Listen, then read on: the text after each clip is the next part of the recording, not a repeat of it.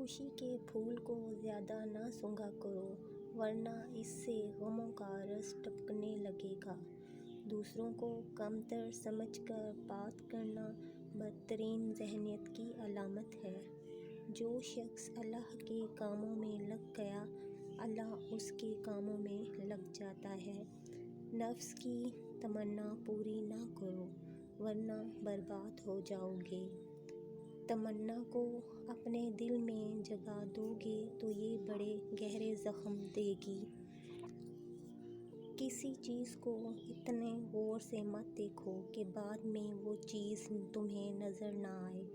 کچھ لوگ روشنی دیکھ کر ہی راستے بدل لیتے ہیں جبکہ کچھ اس کی حدت محسوس کر کے راستہ بدلتے ہیں۔ ہماری خواہشات زندگی نامی بھاپ کو کوسے قضا کا رنگ دیتی ہے۔ دوست کو خالص ترین محبت دو مگر راز نہ دو۔ دولت سے ہم خوشامد کر سکتے ہیں، محبت نہیں۔ اگر آپ دوسروں پر حکومت کرنا چاہتے ہیں تو پہلے خود پر حکومت کریں۔ گلے اور شکوے سے زبان بند رکھو، راحت نصیب ہوگی۔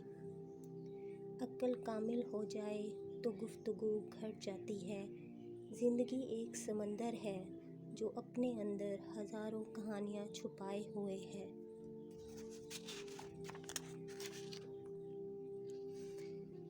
اس خوشی سے دور رہو جو کل کو غم کی کائنات بن کر دکھ دے۔ فرض ایک قرض ہے جس کو سوائے اپنے کوئی دوسرا ادا نہیں کر سکتا۔ انسان پہاڑ کی چوٹی سے گر کر تو سنبھل سکتا ہے مگر لوگوں کی نظروں سے گر کر سنبھل نہیں سکتا۔ معاف کر دینا ایک احسان ہے اور احسان انسان کو غلام بنا لیتا ہے۔ ہم بیماری کے خوف سے پسندیدہ غذائیں چھوڑ دیتے ہیں لیکن عذاب آخرت کے خوف سے گناہ نہیں چھوڑتے۔ جو کوئی اللہ پر توکل رکھے گا، اللہ اس کے لیے کافی ہوگا۔ بے شک